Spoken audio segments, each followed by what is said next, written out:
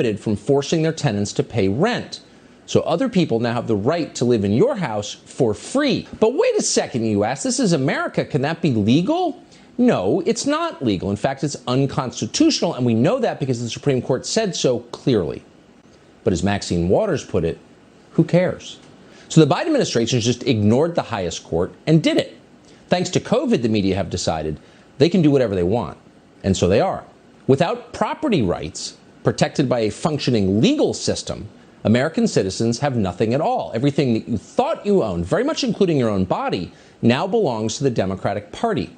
Where you travel, who you speak to, where you live, what you say and write and think, all of this is now controlled by the party. That medical decisions can only be made between you and your personal physician. That is a sacred pact. Politicians have no right to tell doctors what to do. Hey, politicians, get your hands off my body. That'd be the Handmaid's Tale, remember? So what does this mean for these 72% of young African Americans who are not vaccinated? They're not going to be able to go anywhere.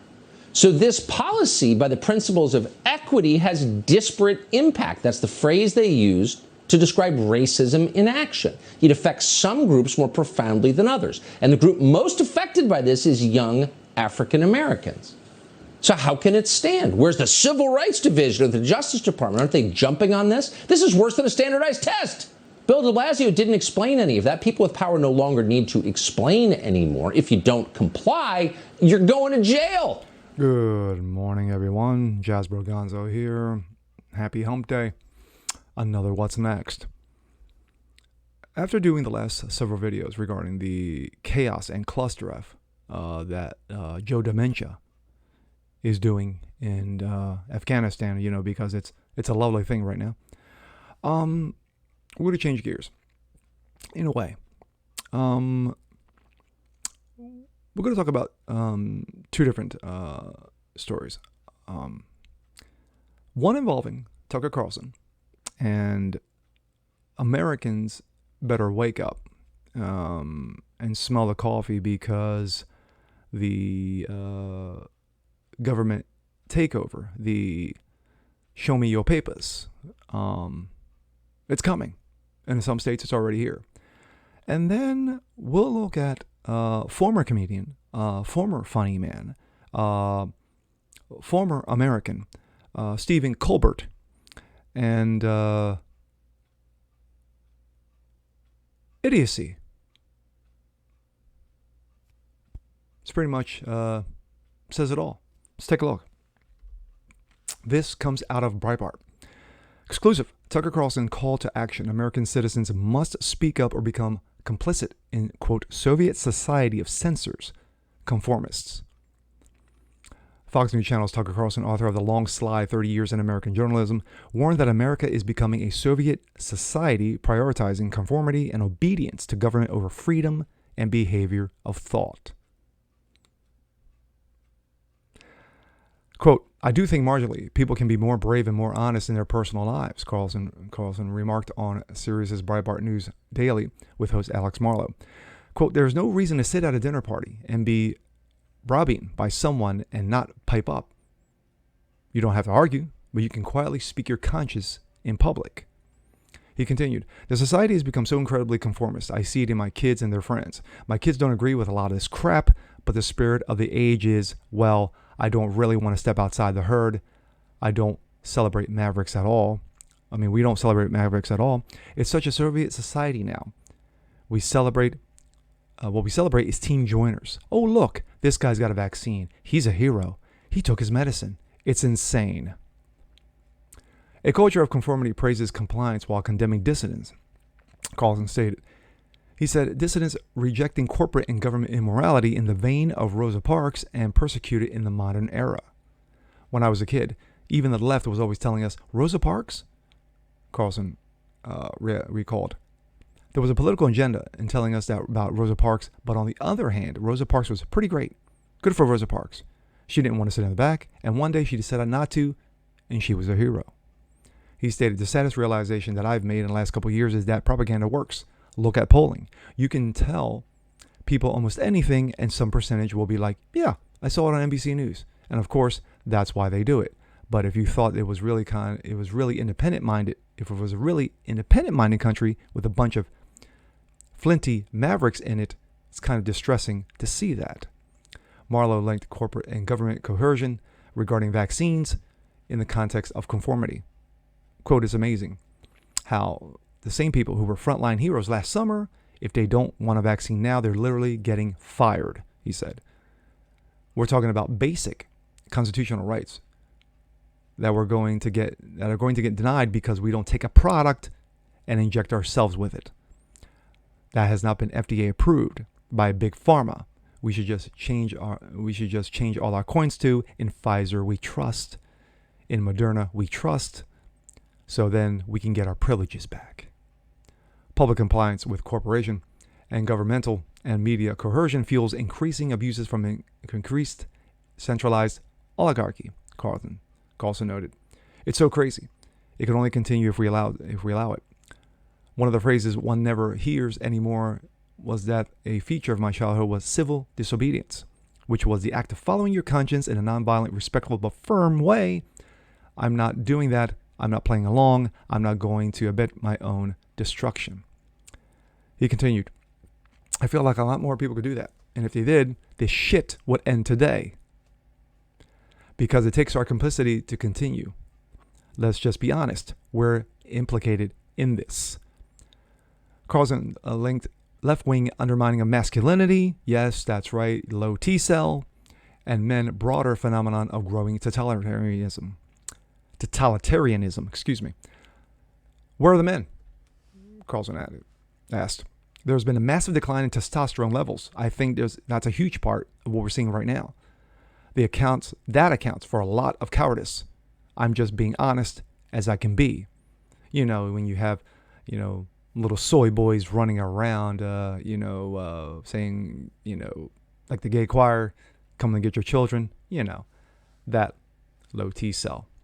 Carlson said, courage is needed to reject orthodoxies imposed by abusive governments and corporations while praising the Murdoch family, owners of News Corp, the parent company of Fox, for affording him editorial freedom on his primetime show.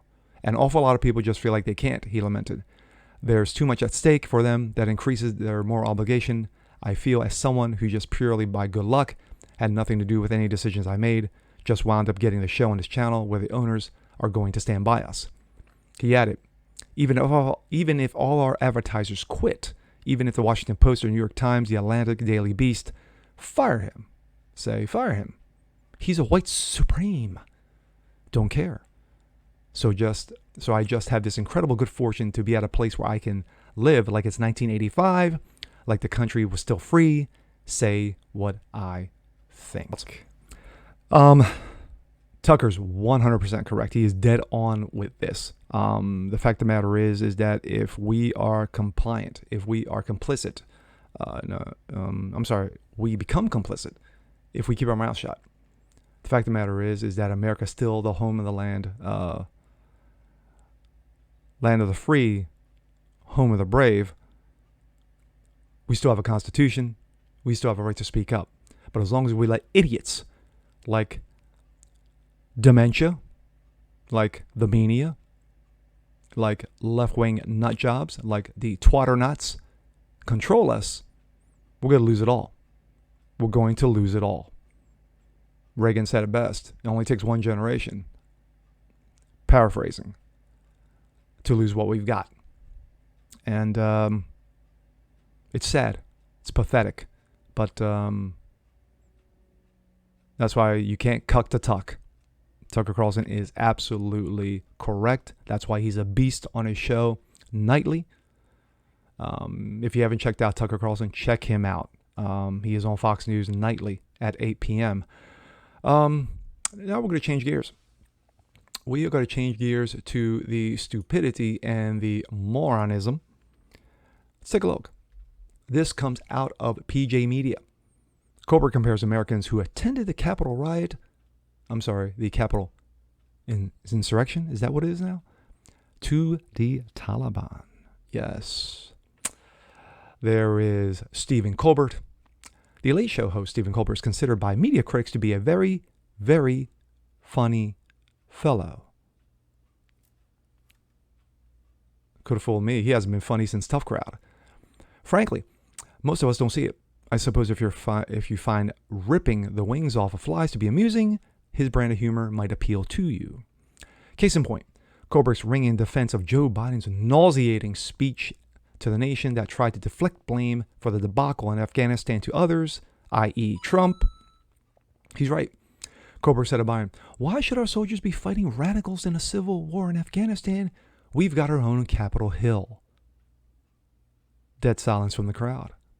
He continued, "What's happening now is responsibility of both parties and the American people who voted them into office." Think about that line real hard, Stephen. You mean the supposedly 80 million people? Supposedly 100 million people who voted for Biden? 80 million was the actual voting for Trump. No one is asking American soldiers to fight in Afghanistan anymore. That's a straw man argument. All the American people in both parties want a competent withdrawal. And Biden fucked it up. Yes, let's be real. The U.S. has been there for 20 years. Technically, more like 30. We spent $2 trillion, trained over 300,000 man strong in Afghan army. Really? And the Taliban took it over in 10 days. Good job, Joe. Good job. The U.S. has been there for... the country's in complete chaos. But it's not Biden's fault. No, of course not. Indeed, the way the left appears to be spinning the debacle puts a far more blame on Donald Trump than any other politician, including Barack Obama, who, rather than withdraw troops, pushed through a surge of military power to Afghanistan to forestall a Taliban takeover then. Just the other day, Biden said, "Yeah, I was not in favor of it, but yet you went along with it." Yeah, it's low T cells. Excuse me. My thoughts. Like I said, Joy Reid is an ass clown. But when it comes to Stephen Colbert, for someone who portrays himself as so educated and so big-brained, he's a moron, a fool, a buffoon, an idiot, a clown, a goof. That is what you have. And then sadly, him, Jimmy Fallon, Jimmy Kimmel, all these other ass clowns on television, supposedly be comedians, haven't been funny in years. When you're so desperate for laughs, so you bring in January 6th and compare it to the clusterF that's going on in Afghanistan, or the whole situation that we've been dealing with Afghanistan for almost 30 years now. Stupidity. It's utter lunacy. The quagmire that is going in Afghanistan right now is solely on Biden's watch. Period. End of story. And if anyone tells you anything different, they're a moron. And with that being said, I'm Jazz Barganzo. This is What's Next. Want to see more just like this? Please leave a comment below. Like it, share it, subscribe to it. Hit the notification bell so you never miss a thing. And we'll catch you guys next time. Peace.